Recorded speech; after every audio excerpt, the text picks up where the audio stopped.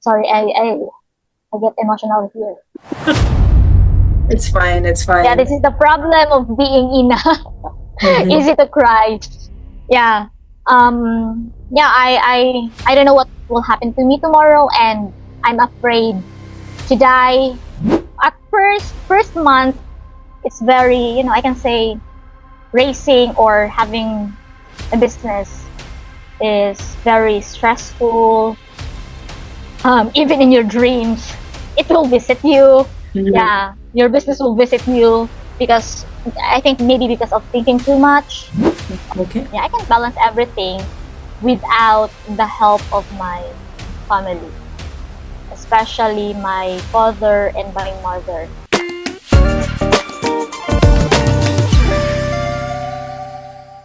Welcome back to another episode of the DreamWalk podcast. Today's guest is someone many of us know as the person who helps keep count on that running behind the scenes. She works closely with leadership, helps coordinate countless moving parts, and somehow manages to stay calm through it all. But today, it isn't about calendars, meetings, or task lists. Today is about the person behind the role. She is a wife, a mother of two boys, an executive assistant or secretary, and most recently, a business owner. So, Ina, welcome to the DreamWalk podcast. Hi, Andy. Thank you for having me as a guest for this podcast. Right, so we're very excited to have you today, Ina. I think a lot of people know the professional side of Ina, but not many know who you really are outside of work. So maybe we can start from there. So for those who don't know you, Ina, who is Yna Negro Aballe outside of Count on That? Yeah, outside of count on that, I'm just a wife, yeah, a mother of two at what you said, a daughter, of course, a sister, and right now I'm a small business owner. And these are rules that keep me grounded and mean the most to me. So I value my family, of course, work hard also to support those I love, and take pride in running my own business. So they are a big part of who I am every day. So yeah, that's all I can say about who I am. Okay, thank you very much, Ina. And when you're not working in and you're not thinking about deadlines, what what is a perfect day for you, or what does a perfect day for you look like? For me, I would say my perfect day looked like when having time with my family. At the same time, it's I feel fulfillment when I can talk with my kids, Mhm. having a long conversation. I can hear their laughters, giggles, Mm. and at the same time, I can see my business um, grows, and where I can manage my time perfectly outside work. Yes, and I could imagine Ian's, having two boys. I could imagine the kind of energy that your kids have, and I also already know how close you really are with your kids. While we were given the time to spend with each other in, I think last year Boracay, we were able to really share about our lives, and since we shared, our own room, you were able to share like what you do for your kids, what you do for your family, basically. And I could really see the special bond that you really have with your kids. So, but like I said, I can't imagine having two kids. What do you usually do with them? Like, do you put yourself, because boys, do you need to like understand the sport that they want, or are they, do you see yourself playing with the same toys that they actually also play? So what kind of activities do you do with your kids every day when you have time with them? Okay, when I have time, especially, so I have a lot of time with my during weekend or holidays, like at birthdays. I can say that honestly, the children are different. So let's start with my Aaron, which is now 6 years old, 6 years old boy. When he was younger, he would, he would study the names of dinosaurs. So Wow. yes, it's a bit challenging for me because I'm not familiar with the names, kinds of dinosaurs, and at that time as well, I was teaching in a private school, so it's very hard, and I'm proud also. I'm proud also of myself, even though I'm working that time. I'm able to support my child's needs. What I did that time is, because I can't familiar all the names, what I did is write the names of that dinosaur toy on the body of the toy, or yes, or under the tummy. Yeah, I guess under the tummy of that toy, so that whenever he asks me or my mom a question, what's the name of this dinosaur, we can give the right answer. Because if we can't give the right answer, he would be mad. Okay. So it's a bit really challenging when you're working, and then when you're at home, when you arrive home, then your child, what's the name of this? And you're exhausted of working at school, yeah. But with that, I realize how lucky I am to have a child who's very curious, asking questions, this and that.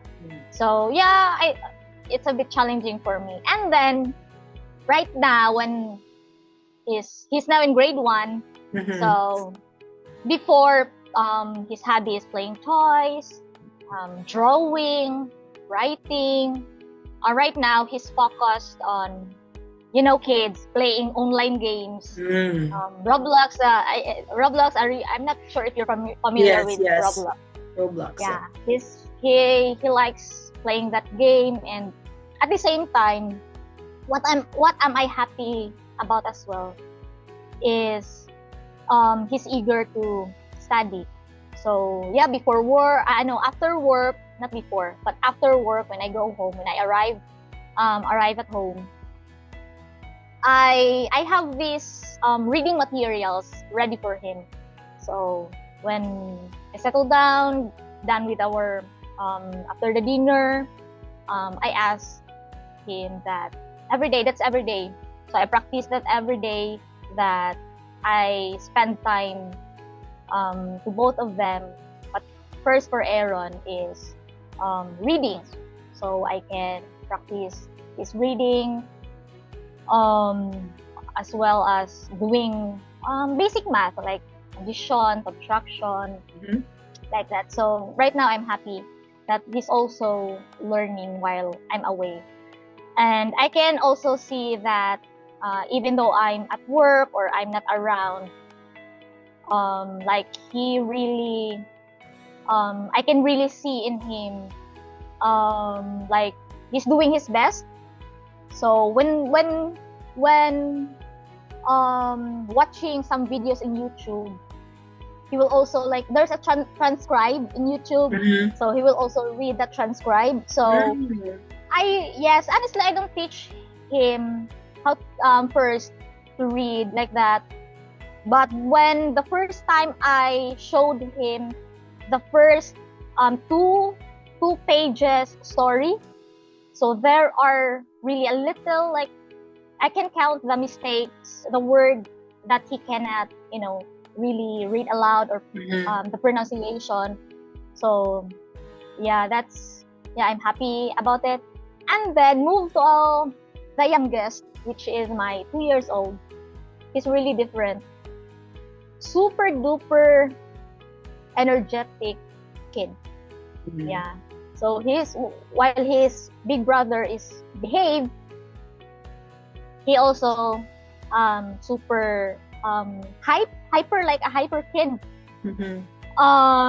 Yes, but all we can say that every child is unique, and I can also see the difference between those two children.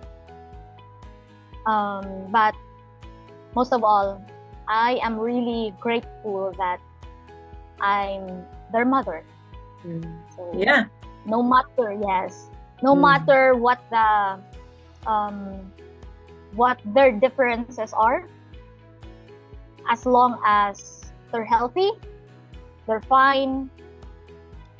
I'm very happy, and nothing is more important than having a healthy family. So Yes, yeah, I totally agree. Thank you very much for sharing that, Yna. Yeah, and I can imagine, you for the viewers and for the listeners who also don't know yet, Yna is actually, like she mentioned earlier, she actually is a teacher. So she is. Do you mind, Yna? Are you already a licensed professional teacher? Yeah, yes, so she yes. is already a licensed or LPT, licensed professional teacher in the Philippines, and yeah. So I could imagine, when you said you had to write down the names of the dinosaurs for you to actually identify and just make sure that your kid or Aaron doesn't become mad that you don't know, because actually it teaches you something about that. Because you know, I think for kids, they always think that what my mom says is correct. That's what they always think. And that's why they also bring that to school. So whatever their teacher says, it's correct. So you're actually lucky, Yna, that you're their mom and you're a teacher. So they would always think, mom is correct. How do they call you? Do they call you mama or do they call you Mama. mama? I Yeah. prefer So mama. yeah, so they would always think, mama is right, mama is right, which is also a good thing because you are able to guide both of your sons correctly, because you as a teacher, what their educational needs will be, and how there are different ways to actually learn, and it's one way for you to understand what kind of learner your kid will grow up to be. So I think that is a very good technique for a mom like you. So now that we're talking about you being a mom, and I can really see how proud you are of being a mom, and you've also shared a little bit about, although it has been a very stressful day at work, and then you come at home and then your kid surprises you with a pop quiz. Mama, what dinosaur is this? So instead of telling them, hey, I'm so tired today, but you still answer, and you don't need to actually think because you already have the name of the dinosaur there. He just needs to show you the dinosaur. So yeah, and you're a wife and of course a mother. So can you tell and share with us, Yna, how has motherhood shaped who you are today?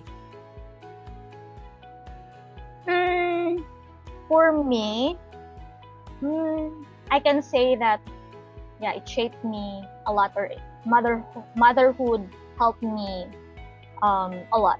So motherhood has helped me grow in so many ways. I can say that. So it has taught me how to be a good mother, of course.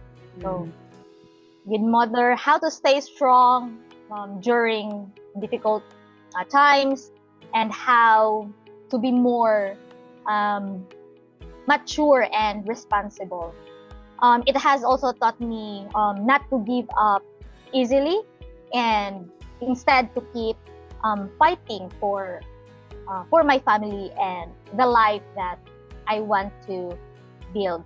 So through motherhood, I have discovered strength and resilience that I never knew I had. So yeah, that's what motherhood shaped me of what am I, or what I am today. Okay. Thank you very much, Yna, for sharing that. And I totally agree. You get to, although I am not a mom myself, I don't consider myself a mom yet, because although I have fur babies, but of course that doesn't just automatically give me the access of becoming or being called a mother. But yeah, I totally agree. It gives you an opportunity to motherhood gives you an opportunity to understand yourself as a mom, understand your mom. There are a lot of things our mothers did to us, to Yeah, the actually, sacrifices. yeah, not just the sacrifices, Ina, but no, all the punishments that they had. They gave us all the broken, what do you call, broom or belts or slippers. I'm sorry for those who Sticks. are listening right now, but that's the reality, growing up. Mm. But when you become a mom, or when you're close to becoming a mom, you would understand why they did that. That you would Mm. understand, oh, okay, so that's why my mom did this to me, or my mama did this to me in the past, my nanay did this to me in the past. So it gives you a realization that these experiences are normal when you are a mother. So yeah, so thank you very much for sharing that, Eames. My next curiosity comes to, what are some of the biggest lessons your children have taught you? I can just maybe few. Yeah. So first, the biggest lesson my children have taught me is that no matter how hard life gets, I should stay positive and not let negative thoughts ruin my day. So I have this principle that whenever there is or are negative events, um, I would think that this happened because of some positive reasons or lessons behind them. So instead of focusing on the negative side of that problem or event, I would say I would force myself to think that this happens because um, this is not for me. So let's say, for example, um, I want to complete this task, but within the day I did not. So maybe because I cannot complete this task, this isn't the right time. Like I have still to do some research in doing this kind of task. If um, if this is the right steps, or I need more suggestions from the team, or I need more clarifications on what to do for this specific task. So yeah, so I would set aside the negative thoughts, and I would think in a positive way. So yeah, that's Yes. how I handled negative events coming um, to my life, especially. Yeah, every day there's always a negative um, events that will happen or occur to our daily life. So yeah, Yeah, that's and I can say that. I think that's a pretty good realization that your kids have taught you, actually, and it's actually biblical, Ina. If I'm not sure if you're aware, but in the Bible, I'm not sure which verse, which chapter it is, but it says that, when you are a child, um, you will, or when you think like a child, or is it like childlike, you will inherit Mhm. the the kingdom of heaven. So basically, the learning there is that, like children, for example, they, like you said, for example, they have one piece of cookie, and then Mhm. they know that they have a brother, and they don't want to share, and then their brother will want to get the cookie because they also want to get the cookie, so they fight over the cookie. But then they realize, over while they're fighting, they realize they break the cookie in two. Then they realize, oh, so we can share after all. So your other kid gave his brother a cookie, and then they realize, okay, so we're good now, we're not fighting anymore. So The Bible says if we are more like that, you know, if we are, if we realize and accept that, you know, things happen for a reason, we will inherit the kingdom of heaven. And I'm not sure, not verbatim, I'm not sure if that's how the Bible interprets it, or that's just how I interpret it, but that was how I understood it. And then, like you said, that's a very good realization that your kids have shown you, that no matter how bad your day goes, there must have been a real reason why you went through that, you know. And then you just need to look at the brighter side, at everything, and just accept it. Mm. Yeah. Yeah, aside from that as well, is I aside from, you know, thinking the positive in a positive way, I practice also that pause for a moment. Then I will close my eyes and, you know, take a deep, really deep breath, pause for 5 to 10 seconds, and then that's it.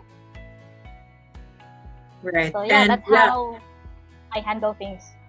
that's very powerful, Ina, because in a time like now, or in times right now, everybody is just taught to just keep going fast, don't stop. And then it's actually, you know, thank you for sharing that. It's also an important reminder, not just for me, but for the listeners that we have, that it's also very important to stop or pause when you need to, and just gather yourself, you know, especially when you have a lot of things to think about, when you have a lot of deadlines, or even not at Correct. work, but also with your kids. You know, sometimes you get so impatient, you get so frustrated with a dirty house, or their toys being all around the floor, or, you know, your kid is crying and the other one is crying. So you just need to pause, you know, just pause, and then just breathe, and then just gather yourself, and then start again, you know. So I think that's a very powerful reminder for everyone that's listening right now. And I think one thing that I've always admired about parents, Ina, is how they somehow wear multiple hats at the same time. So I understand, you know, you're a mother, you're a mother, you're a wife, you're a daughter, you're a sister, you're a dinosaur expert, you know, you're a teacher. So how do you manage to balance being a professional, a business owner, a wife, and a mother at the same time? Honestly, I can't balance everything.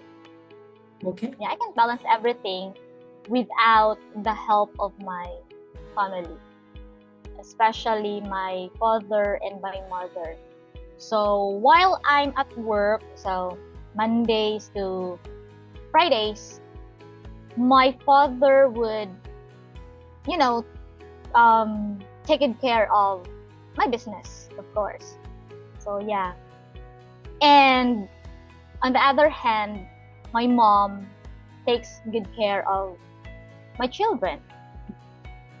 Yes. And also, aside from my mom, I have two sisters. So they can also watch over my, you know, my kids whenever my mother will buy something in the market, or like cleaning the house. So it's really the support system I have. And as a wife also, so I cannot do, or I cannot fulfill my children's need without the help of my husband. Yeah, so if you're in a family, it's really helpful if you have a support system. If you're not feeling good, you have the husband, or I have my husband whenever he's here. So yeah, but as of now, he's away working somewhere. So yeah, whenever I'm not okay, or whenever my mother is not feeling well, I have my sisters who look for my kids. So yeah, people cannot, for me, people cannot really balance everything without the help of, you know, the spouse or the family. Yes, I Yeah. would agree. And everything, and I think that is also very important thing to also mention. Now that I am actually talking to someone who is actually a working mom, who is also a business owner, so you're like a proof, and I appreciate that you are being transparent and being honest that you can't balance everything. So not everybody is going to say that. Some people will claim, yeah, they're able to balance everything, but actually it's not that easy. So to people who also are in the same situation as Ina, to our listener, to our audience right now who are in the same situation as Ina, ask for help. Your family is there. If ever you need the help that you need, or if you need support, then just simply ask for help, and people who really care about you will truly help you. So thank you very much, Ina. And I think no matter how successful we become professionally, most of us would agree that our biggest success is still the family that we build. So I can really see Mm. how much time and effort you and your husband and your entire family have really put in, or have really put effort and time into building the family that you have now. But now let's go and talk about another place where you have made a huge impact, and that is actually in Count on That. So, Ina, you've worked closely with Jeff and the leadership team for years now. I think you will be turning 2 years, right? Right, Yes. 2 years. I think we're Yes. we're the same. For so Yeah. for those, yeah, and for those who may not know Ina, can you tell us about your role as an executive secretary to Jeff? What does your day-to-day work actually look like? So you don't have to tell us the entire thing. You can just give us like maybe in a nutshell. It's my task or my role as an executive secretary is very simple. Yeah, it is very simple. So from home, going to work, yeah, just managing. At first before jumping to my email, or looking or reading my emails, I would check first, Sir Jeff's email, clearing Mm-hmm. clearing his emails. Um, if there's emails that needs to be assigned to someone, and after that, so I will jot down or take down notes, the task that I needed to be done, or that needed to be done within the day. But of course, we is what do you say this, um we can promise that all the tasks are really complete or Mm-hmm. completed by the day. So yeah, for the task, I would take down notes of it, so answering queries. So when I'm done with all the tasks, um for COT or Count on That, I would move away from my computer or laptop, or move away from my desk, to jump on to another task, which is tutoring the kids as well. So my main goal, my really, really main goal, as a secretary is, to handle the studies of the kids, because it's really important as well for them. Aside from the learnings they gathered or they learned from the school, it's very important for them as well, for us, or for me as a tutor, to reinforce that learning in the house, or when they arrive, or when they got home. So yeah, that's my really main goal. Mm-hmm. Where Yeah, that's my not really main goal, like steps when I'm done with this task, move to the task. Mm-hmm. And yeah, that's my day-to-day task or role at in Count on That. Okay. So yeah, and I think tutoring, this is actually, something that people don't always see because it's happening behind the scenes. So this is Correct. something that the team doesn't really always know that you're actually also doing at the same time. But Yeah. I think So Mhm. aside from tutoring their lesson, what I love the most with the kids is where we can play. Yeah, where we can play. I can what do you call this? Keep them away from screen, phones, Mm. tablets. Yes. So yeah, where I can also think of engaging Yes. activities, activities where at the same time they can learn. For example, math contest, simple math contest like that. Yeah, and if our audience and even you, Ina, if you've seen one of our previous episodes with Majid, Danish Majid, we talked about how screen time has actually taken away the ability for kids to imagine and to be creative. And I think being imaginative and being creative are some of the core foundations for humans. So if you take that ability, or if you take the ability for them to actually play physically and not just be being fed into like video games like Roblox. Sorry, Roblox. I don't mean to like say bad things about you, but this is just some facts that they get to eliminate some very creative and imaginative ideas from children because they're already feeding it to them. So yeah, if you guys would watch that episode with Danish Majid, he explained very well why it's very important to play is actually very important for children's learning. So sometimes mothers they say you keep playing, but you have homework, blah blah blah. But actually, playing is where imagination and creativity starts. And um, even in I'm not sure what the you can help me, Ina, if you remember. Like in Montessori, I think Montessori they do activities for children to actually learn, and they use play. They use play to teach children. And sometimes, giving children the time to play will also teach them values. It will teach them to share a toy. It will teach them to be patient when somebody else is still playing on the slide. So I think these are some things that people don't really realize if they just macro like look at the macro. So yeah, thank you very much for sharing that, Ina. And I'm also I'm pretty curious or interested when you said that you like to also play with the kids, and I think it comes with you being an elementary teacher, right? You're a primary school teacher, so I think that is very innate for you guys because you need to make your classes interactive. Unlike secondary, in high school or in college, it's more of the focus on really academics. But for elementary, it's more on building the foundation for them to learn.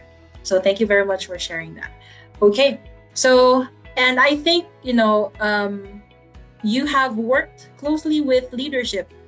And I think that's a very unique perspective that you have there. So, can you also share with us, Ina, what are some lessons that maybe you've learned from working alongside Jeff and the leadership team? I can say a lot. Mhm. A lot. So, Who would just have give us, thought? just give Okay. us maybe it's very long. Okay. Who would have thought a teacher like me knows, knows something about the tools that an accounting firm uses. Mhm. So who would have thought a teacher like me can create an invoice? Mm. So yeah, who would have thought that a teacher like me can work with accountants? So everything I've learned in this company is very, very, important, and for that learnings for almost 2 years. So for that learnings, I am very grateful and thankful that I am part of Count on That. Okay. So working with a team where they support you, where they, when you ask something, when you ask help, they would really say yes. They would say yes, I can help you with that.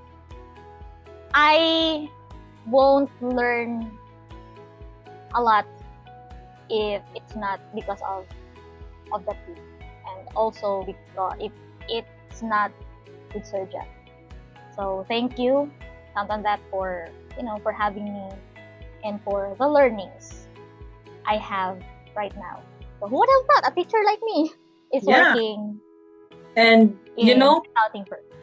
Yeah, and I think Ines, you must also give yourself credit, for whatever you have right now. You also must give yourself credit because you also wouldn't have learned that if you did not, take the leap. If you did not decide to, yes, I want to learn this. Yes, I want to take on the challenge, although it's really far from, from the professional. Yeah, and it's very far from what you actually have as your professional licensed job, but you still took the leap. You trusted Jeff, you trusted the team that you will be taken to wherever you want to be. So thank you for giving that. Thank you for giving us a short list of the many things that you've learned from being, or for having like a perspective in the leadership area. So I also am curious, Yna, if although we have been very, we talk, every day, we talk about our frustrations, at what we're doing, the people that we're working with. And I would like to know, what are some of the most challenging parts of the role that you have? I can only think two. Okay. Two. Okay, so first is when I was assigned to be the virtual assistant for one of our clients. Mm-hmm. Yes, correct. Honestly, I don't have any backgrounds of being a VA, but as what I've said, as what I've mentioned, the team helped me how to do it. So not really how to not really, but simple things I did handle it properly. But whenever I have questions, I had questions that time, I'm happy that the team also helped me fulfill the role that, or the task that I was assigned to. And the second one is, the sink and swim, where I was given a task, and that task or tasks are new to me. And aside from the team who helped me how to do it, I've also had a chance to use AI, asking for step-by-step process on doing that task. So I can say the help with searching in Google, with the help as well of AI, I did complete the sink or swim task I had before. And I do love challenging tasks, but of course I won't say yes, I can do this task. I won't say yes if I'm not really sure on how to do it.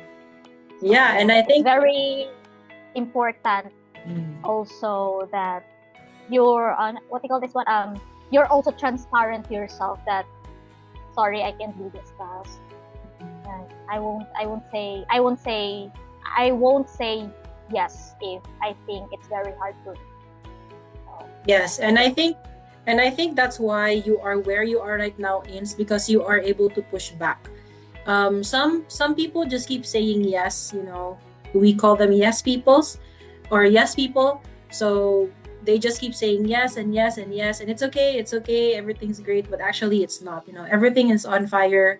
They don't know what the heck they're doing. So for you to also be successful, you need to know how to push back. And I think we both share our own experiences for pushing back. So Correct. we really do have our own experiences, and I can really say that it is going to improve, or it will help you become successful when you know which things you should focus on and which things you should delegate to another person. So I think that's a very good realization for both of us, being in the same team too. So on the flip side, Ins, I also would want to know, I asked you what are the challenges, but now I'd like to know, what can you say are the things that are most rewarding for the role that you have? At the end of the day, the most rewarding for me is where at the end of the day I can finish, or I can finish the task that I was assigned to.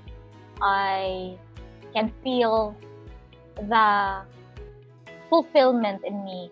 That, oh, even though today is very exhausted, but it's really, really a productive day. Okay. So, Okay. And now I also want to know, how has Count on That helped you grow personally and professionally? Count on That helped me grow. First is personally, even though I am where I am right now, I still believe that um, time will come that I believe that we just borrowed this life. Mm. So time will come, it will go back to its original pace, and what I have right now is because of Count on That, of the God, what do you call this one, of God. So yeah, I would say it's still me, be me, and what will happen in the future, or what will happen tomorrow, we will think that, or we will put onto our minds that we can't bring all the things we have right now when we die. So it's really important that we stay humble and be grateful of what we have right now. Want to grow your business but worried your financials aren't strong enough to back it up? Most business owners don't even realize what they're missing until it's too late. At Count on That, we guide you through every stage, from compliance to consulting, so you're always ready to grow, get funding, or sell. It starts with a DreamWalk, where we learn what you're trying to accomplish and design a clear path forward. We offer 3 service tiers: compliance, growth, and freedom. Every tier builds on the one before, so you only pay for what you truly need. Don't get stuck guessing. Click the link below to schedule your DreamWalk. Thank you very much. And it's interesting because while you're also helping support the growth of other businesses, and you and your husband eventually started thinking about building something of your own. And that's where the next chapter of your story begins, actually. So can you tell us, Ina, at what point did you and your husband start talking about owning a business? So the funny thing is, at first, we were just thinking a lot of or kinds of businesses that we wanted to pursue. first is poultry farm.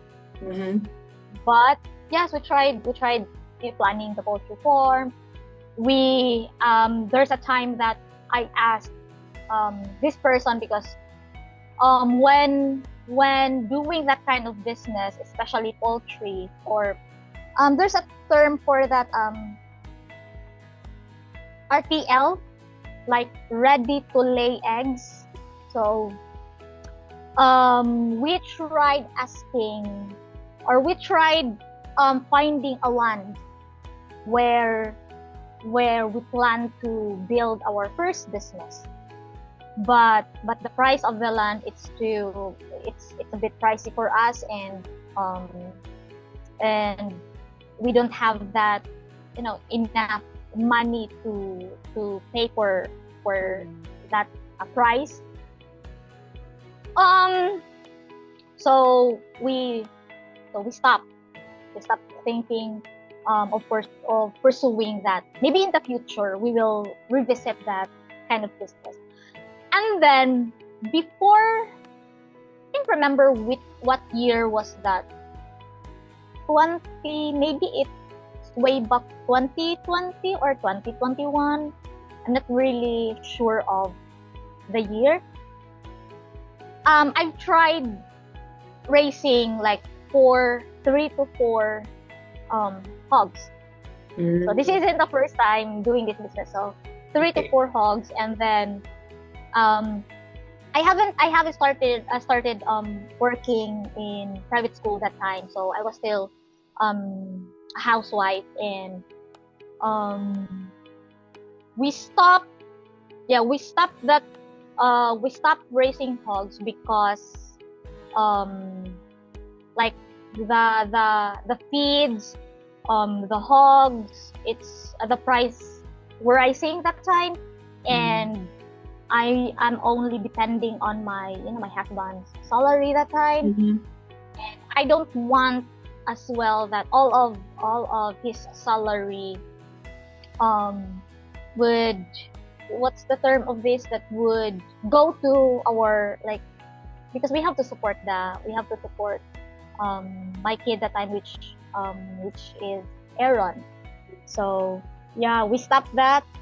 And so we have the den, or what do you call that one, a cage for a cage for the hogs. So I was planning to buy 5. So at first I was planning to buy 5 piglets, and then I informed my husband, because every decision I am making, I want my husband to know as well. So I talked to him that, I want to buy 5 pigs, just 5 pigs for startup. But I wasn't expecting that he will also agree and also buy another 5. So all in all, we have now 10. So okay, are you sure? Because we only have like one cage for 4 to 5 piglets. So he will add another 5. So we will make another room for the 5 piglets. So yeah, we agree that we will do an extension. So when the extension was finished, so we already bought 10. And then yeah, at first month, it's very, I can say, raising or having a business is very stressful. Even in your dreams, it will visit you. Yeah, your business will visit you, because I think maybe because of thinking too much for the business, what might happen, what's happening right now, and what might happen tomorrow. Yes, and then there is a lot of these matters that you need for the business. As what I've said, stressful. The business will visit you in your dreams, and there's a time that I think 5 of the hogs were sick that time, So I was really down that time. And good thing that um um it went, from sickness. So we gave them their medicine, and the next day it went well. But the real struggle is when one of the pig or one of the piglets died. So we don't know the reason. Yeah, we don't know the reason at that time why it died, because before that day it was playful, it was cheerful pig, and then all of a sudden it died. And yeah, I no I cried the time. I almost give up. But the encouragement of the people around me, that it in the business, it really happens. It's And normal. we can promise that the hogs that you're raising will really, will really live for a long time, because in the first month of raising hogs or piglets, it's hard for them to adjust to the new environment. Right. So yeah. Okay. Thank you. Thank you for sharing that, Ina. And now that we've actually talked about that, some of the risk factors that you and your husband have experienced with your business, I'd like to talk about the elephant in the room. So I think for a couple of years, Cebu has had like a lockdown of import and export of pork products because of African swine fever, or ASF. So they have faced serious challenges with ASF. So were there any concerns that you had before you started opening like your pig farm or your piggery? Not really, because if there's that kind of disease, um, it would spread easily, because most of the people here in our place um, are raising piglets or Hogs. hogs. Yes, we also have neighbors raising hogs, more than 50. Yeah, more than 50. So it's not really an issue for me, because if there's that kind of disease in our area, um, we can see that in social media reports, like in the radio, in television. But when starting this business, um, we don't really.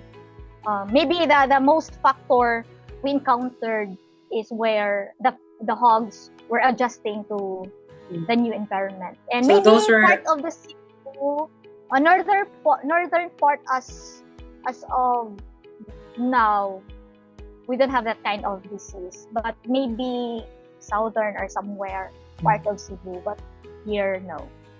okay. So what would you say? Do you have any? Are you taking any measures to make sure that you protect your farm from ASF or other threats? We gave the hogs, like they call that one, and vaccine. So every month, vaccine, vitamins. So make sure that their cages are clean. So Right. yeah. And how about, so for example, in the past, growing up in my family, or my mom and dad also had their the same business as you had. So but our like the pig farm was downhill and our house was like uphill.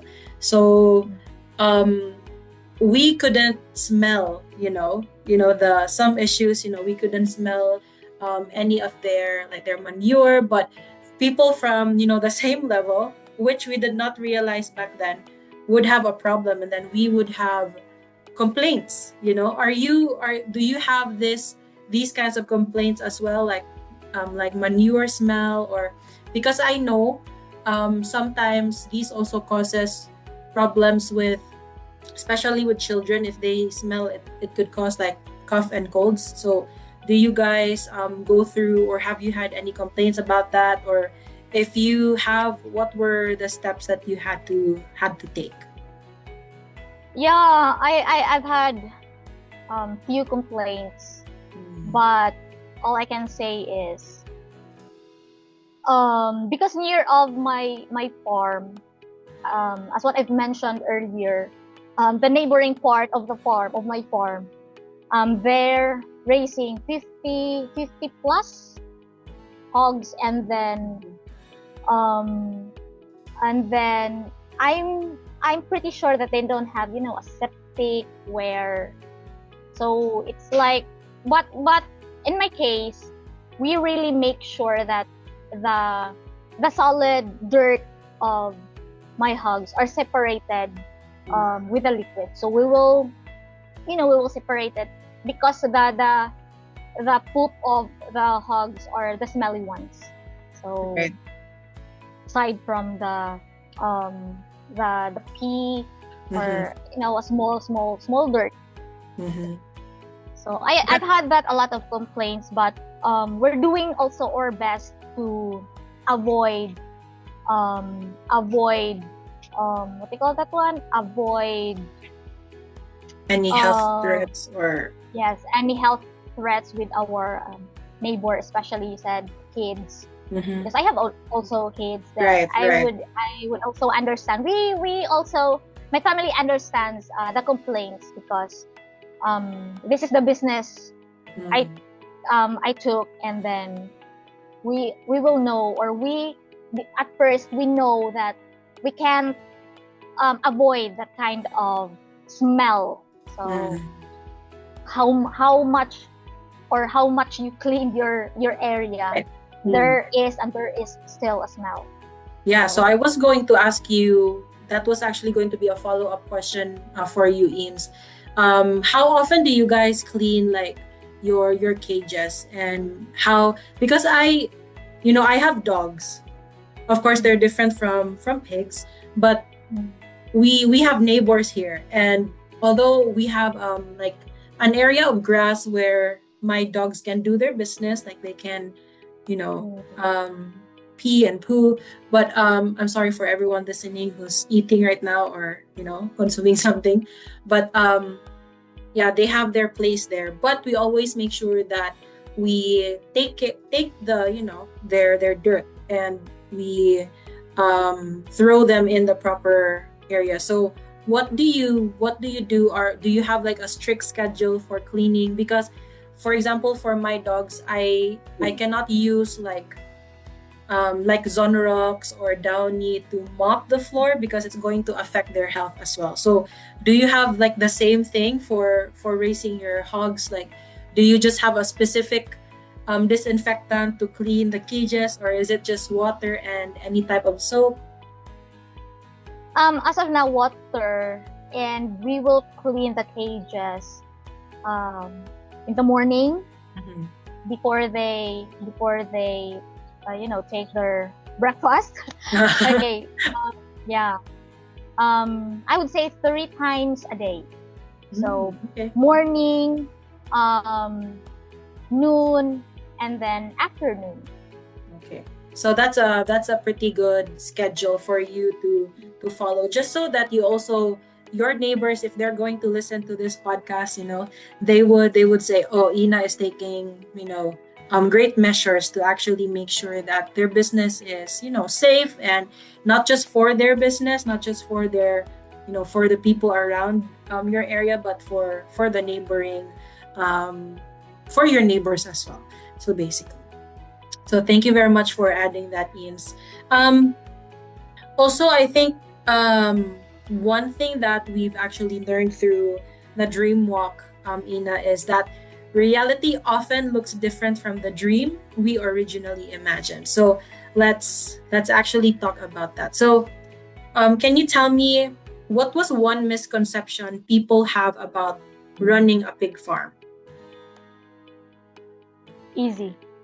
They think it's very easy. Like, yes, honestly, they think running a farm, even though it's just 10, for them it's very easy. But no, it's not really easy. And they would also think that, oh, she bought 10 piglets, and now she has a lot of money. That's what people think, that if you can achieve your dreams, they would think because she or he only achieved that because she or he is now rich. No, it's not about money, but how you plan before, how you plan everything before jumping, or pursuing your dreams. So at first, it's for me, it's not really easy doing business where you manage, where every month or every day you get stressed. So no, it's not really easy. It's you'll cry tears, sweat, sleepless night. I have tried that. I even, my husband and I had misunderstandings because of this business. Right. Yeah, so there's a lot of factors, good or bad, in doing a business. So the surroundings where you build your business. The family, it will also, affect your family. So in short, it's not really easy for those businessmen or businesswomen out there handling or managing their own business. And especially and I think if they're working. And I think a lot of people would agree and would share the same, experiences and sentiments that you have also right now, Yna. But can you also tell me, has owning a pig farm ever changed how you think about business and money?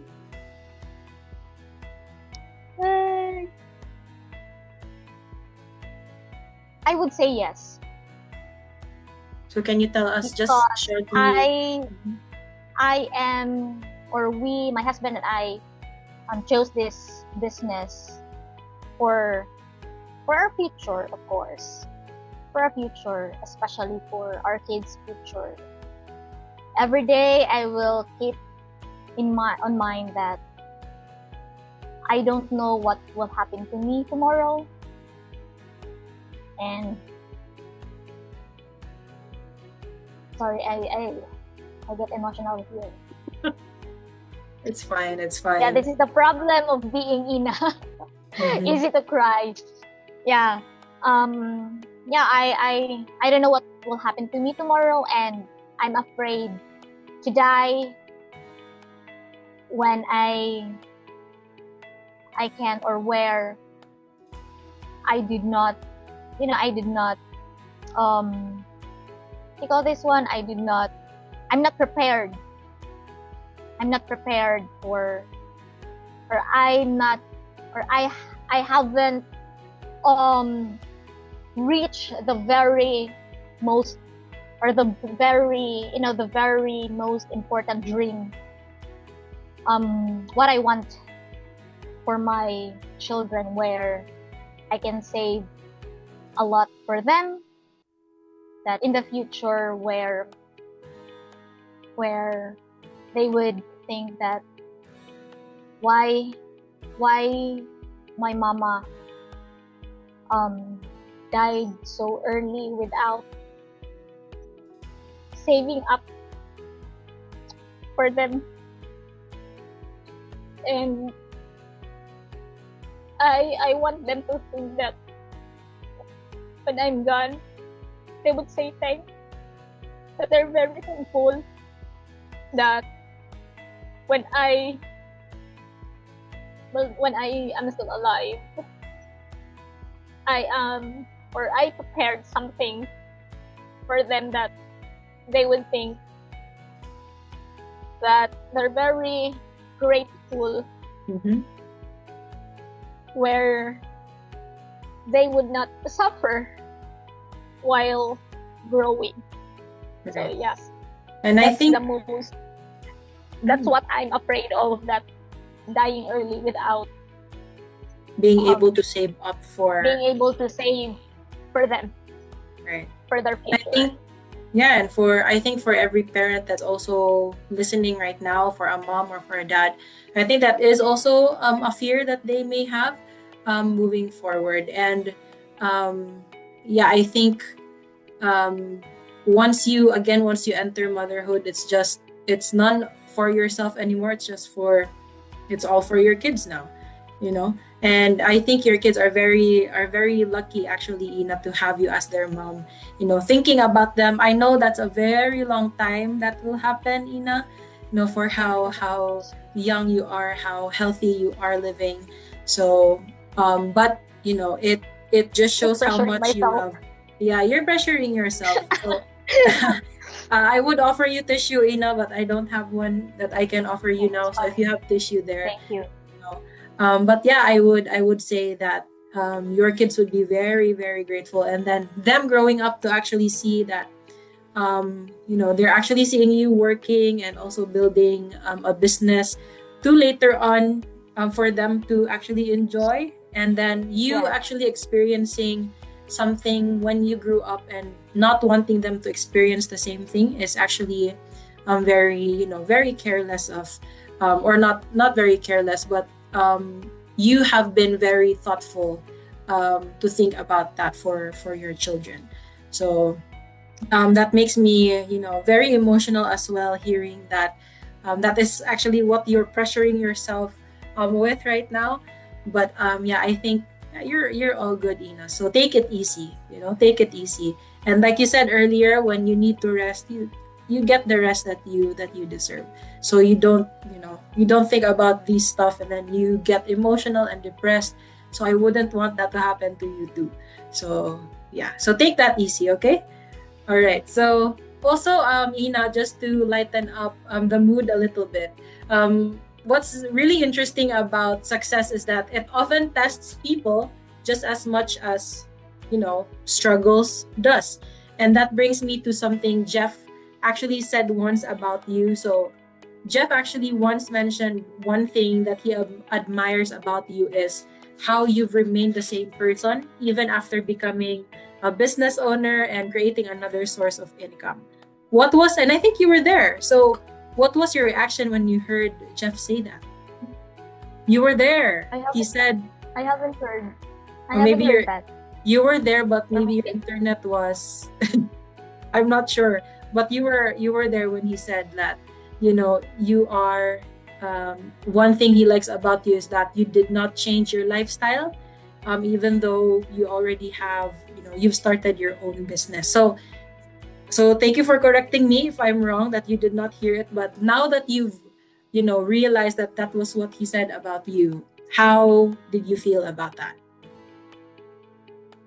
Happy, of course. And um, for me, there's no point of changing. Even though I have a business, there's no point of changing. Maybe people saw me change, maybe because I'm matured enough. So maybe people tell something that Yna change a bit. Not a bit. I'm still me. I'm still being me. Because as what I've said, we just borrowed this life. So it will return sometime or another time, or because we're not holding our time. So anytime soon we will return to where we began.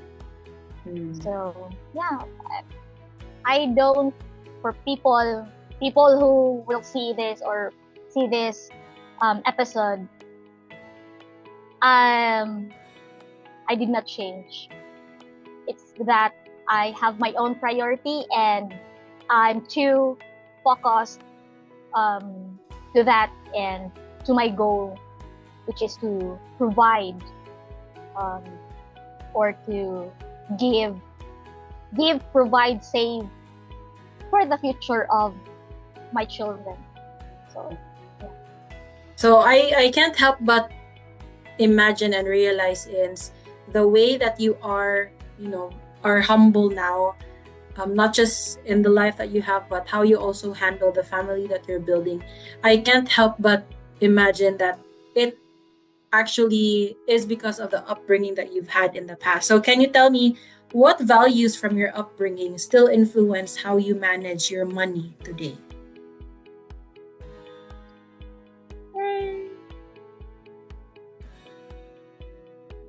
I don't think I have. Kidding aside. Maybe like for money, like spending that, or to spend the money when needed. So if you want that, if it's only once, I would rather say no to that. But if you would say needed, in your day-to-day, I would say, yeah, I can spend just enough. But right now we're practicing and I'm teaching my children to save rather than to spend. Yes. They say, don't give, because my children, I would hand them the money so that they themselves can put it in the piggy bank. So I have the piggy bank. So I would teach them, oh, here's a coin, here's a paper bill, put it inside your piggy bank. And good thing, my children don't know how to, Mama, I want money. Mm-hmm. My 6 years old son did not ask money from me, unless if my mama or my sister wants to buy, for example, spices. Mm-hmm. So they would ask my son, can you he would taught my son to ask money from me, money from me. But my son himself, I haven't tried that. So yeah, saving rather than spending money. Okay, so I was actually just going to also ask you if you taught your children about saving money, but I think you read my mind. And yeah, I think it's something that's very important for you to pass on, especially because the foundation that you have worked for you, and then it's actually you can actually pass that over to your children, which I think is a very, very important life skill. I think that's a life skill, actually knowing how to save money, because not everybody is. Mm-hmm.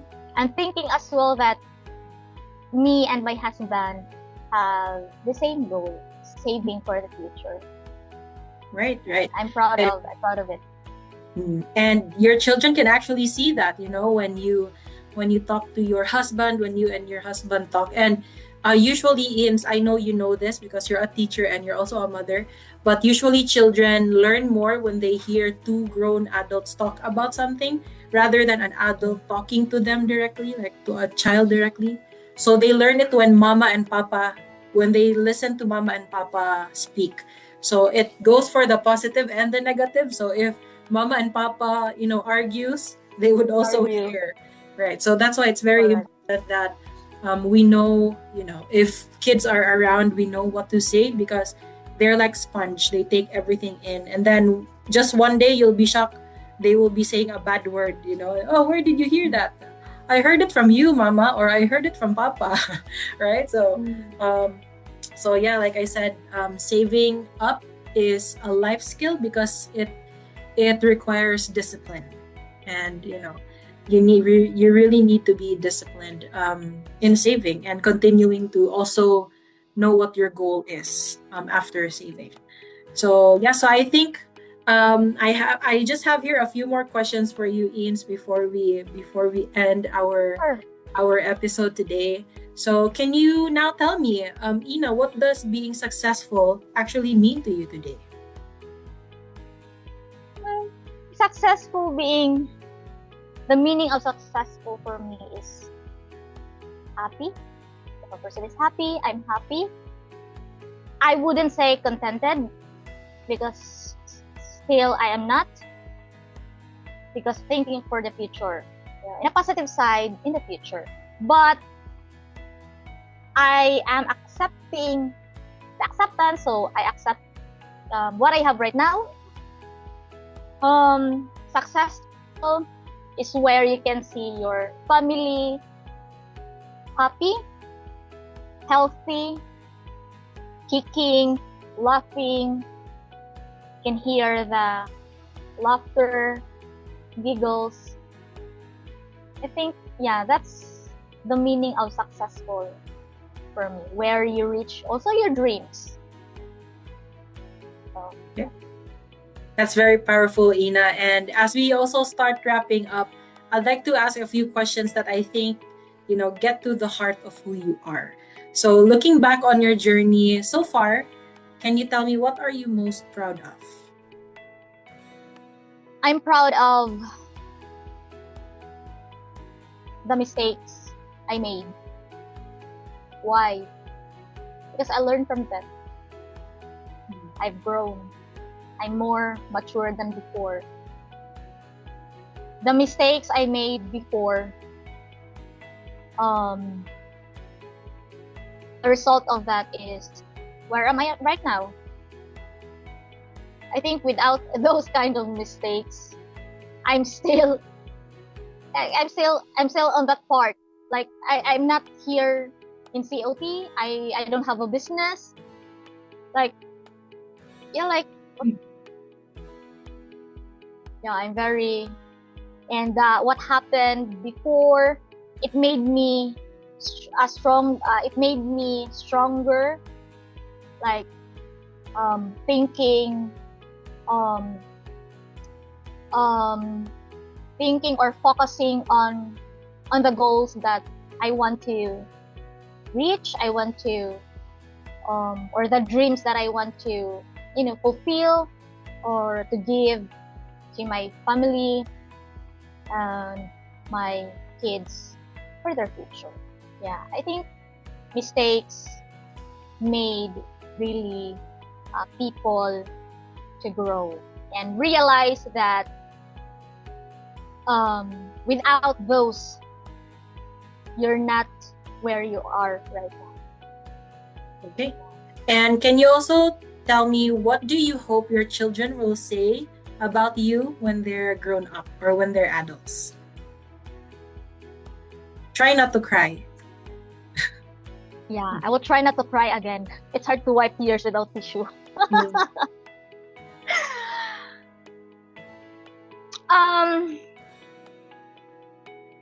Okay.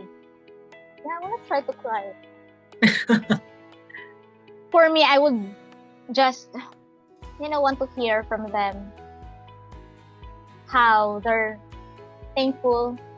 I want to see if given a chance to live until 100 years, where I can see my grandchildren in the future. Like, oh, is she our grandmother who works hard when she's younger? For you, Papa, for you, Dad. And then I can hear my children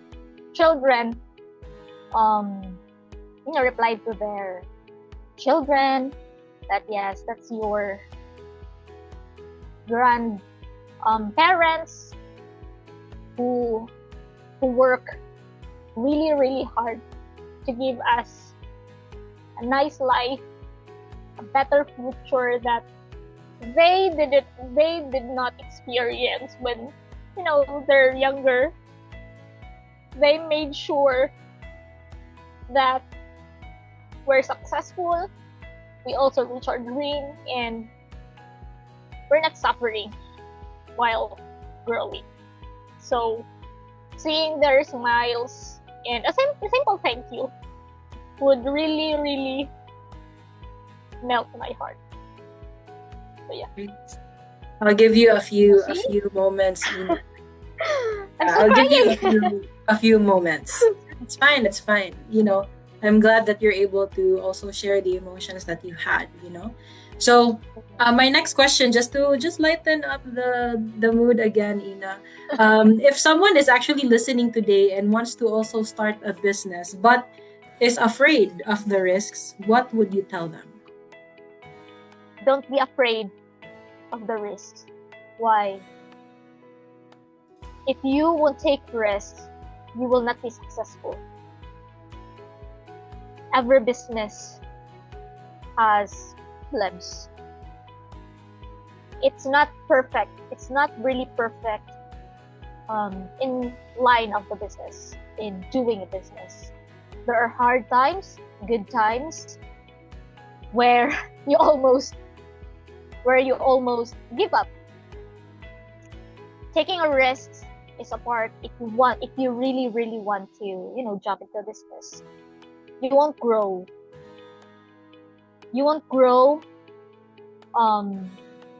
And you won't be, matured enough to take a business if you're afraid of the risks in the future. So it's not easy doing business. So if you want to be successful, you have to accept all the factors. Bad, good, bad, worse factors. Accept it. Find a better way, solution. Don't give up easily. Yes, most businessmen or businesswomen out there had a serious or faced a really worst scenario they had encountered. So do not be afraid of taking all the risks. Pray and what they call this, ask guidance to get. So yeah. Okay. Thank you very much, Yna, and thank you very much for joining us today. I apologize if I made you, ride into this emotional ride today with me.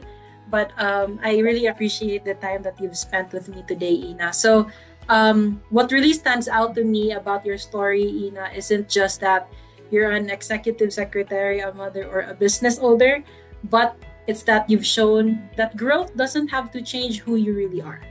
So you can pursue bigger opportunities, take risks, build wealth, and still remain grounded in your values, your family, and the people around you.